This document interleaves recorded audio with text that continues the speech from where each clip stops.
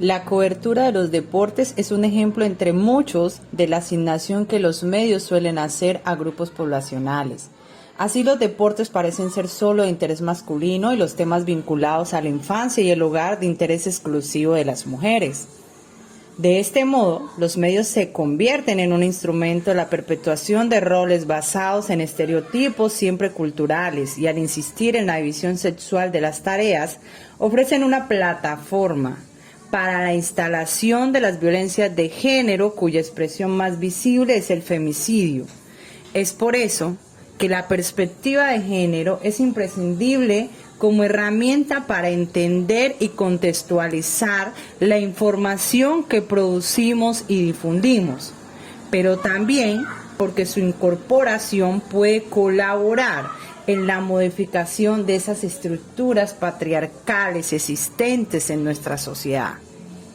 En los últimos años, se produjo un importante avance en las ciencias sociales al incorporarse los denominados estudios de la mujer como un nuevo paradigma. El género como categoría social es una de las contribuciones teóricas más significativas del feminismo contemporáneo. Esta categoría analítica surgió para explicar las desigualdades existentes entre hombres y mujeres, poniendo el énfasis en la noción de multiplicidad de identidades. Lo femenino y lo masculino se conforman a partir de una relación mutua, cultural e histórica. El género es una categoría transdisciplinaria que desarrolla un enfoque globalizador y remite a los rasgos y funciones psicológicos y socioculturales que se le atribuye a cada uno de los sexos en cada momento histórico y en cada sociedad. Las elaboraciones históricas de los géneros son sistemas de poder con un discurso hegemónico y pueden dar cuenta de la existencia de los conflictos sociales y la problematización de las relaciones de género. Logró romper con la idea del carácter natural de las mismas. Lo femenino o lo masculino no se refiere al sexo de los individuos, sino a las conductas consideradas femeninas o masculinas. La perspectiva o visión de género es una categoría analítica que toma los estudios que surgen desde las diferentes vertientes académicas de los feminismos para desde esa plataforma teórica cuestionar los estereotipos y elaborar nuevos contenidos que permitan incidir en el imaginario colectivo de una sociedad al servicio de la igualdad y la equidad. Históricas que llevaron al abordaje de la perspectiva de género.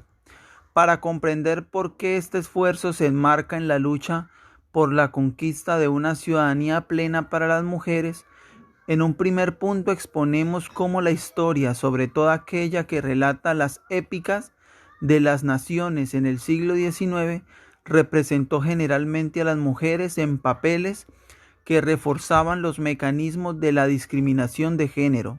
Se resumen los fundamentos que le dan solidez a la nueva perspectiva sobre reconstrucción histórica, de la cual este informe es heredado en renglón seguido en puntos que se recogen los avances contenidos en los esfuerzos emprendidos por los más recientes comisionados de verdad por incorporar las experiencias de las mujeres.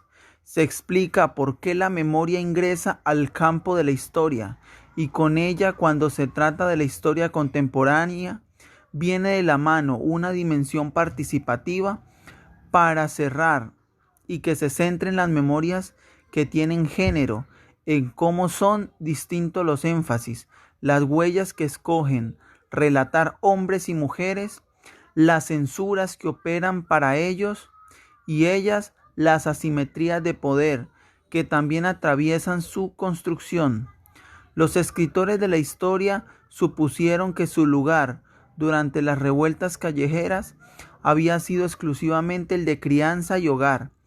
Esa imputación cultural de que las mujeres, ancladas en su feminidad, estaban esencialmente inclinadas a la reproducción de la vida y la crianza, y solo interesadas por lo que transcurría en sus ámbitos privados, las representaba entonces como seres antiapolíticos.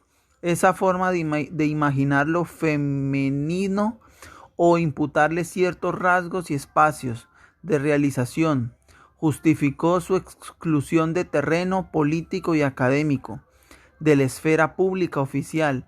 El estereotipo de la feminidad produjo una representación de lo que es la mujer, donde por esencia ellas aparecían asociadas a la esfera privada e identificadas como personas no aptas para razonar políticamente, tomar decisiones y expresarse en el terreno público de manera autónoma. La perspectiva de género es una opción política para develar la posición de desigualdad y subordinación de las mujeres en relación a los varones, pero también es una perspectiva que permite ver y denunciar los modos de construir y pensar las identidades sexuales desde una concentración de heterosexualidad normativa y obligatoria que excluye.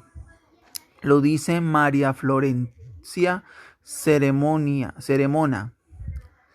Seminario Interdisciplinario, Comunicación y Género en la Universidad Nacional de La Plata.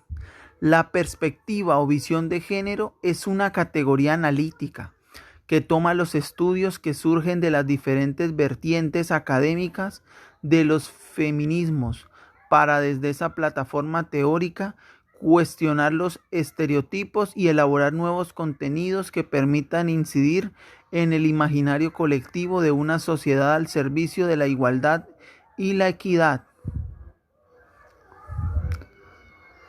La cobertura de los deportes es un ejemplo, entre muchos, de la asignación de los medios, que suelen ser grupos poblacionales, parecen ser solo de interés masculino, y los temas vinculados a la infancia y al hogar de interés exclusivo de las mujeres.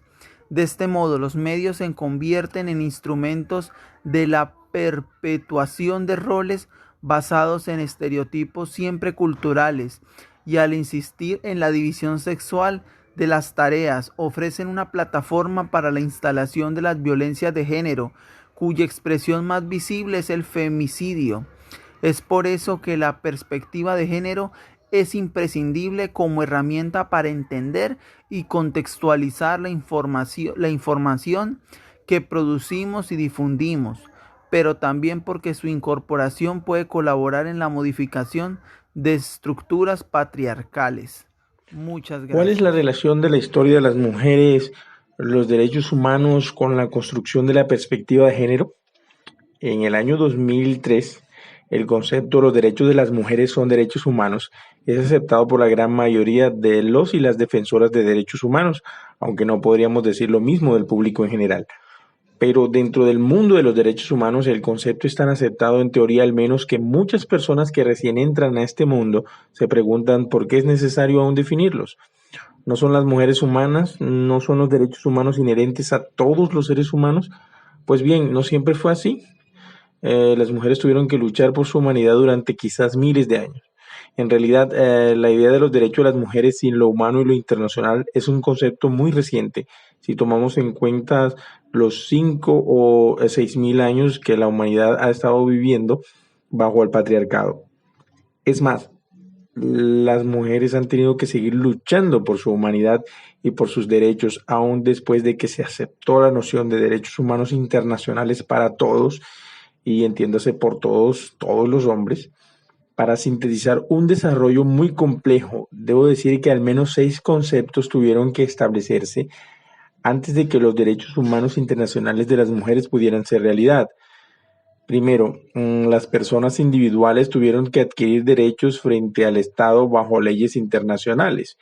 Este cambio conceptual se dio en el siglo XIX por medio de tratados internacionales que otorgaban derechos a las personas contra los estados con respecto a la esclavitud y la guerra.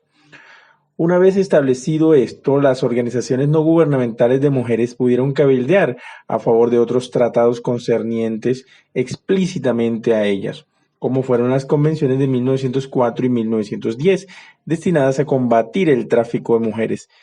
Estas no eran aún consideradas convenciones de derechos humanos y por supuesto no garantizaban a las mujeres la igualdad ni eran género sensitivo, ya que estos conceptos vinieron mucho después. Segundo, el concepto de derechos humanos internacionales tenía que ser aceptado. La magnitud de los horrores de la Segunda Guerra Mundial y la necesidad de proteger a las y a los individuos de abusos a tal escala ofreció suficientes incentivos a los estados para acordar la necesidad de un sistema de protección de los derechos humanos.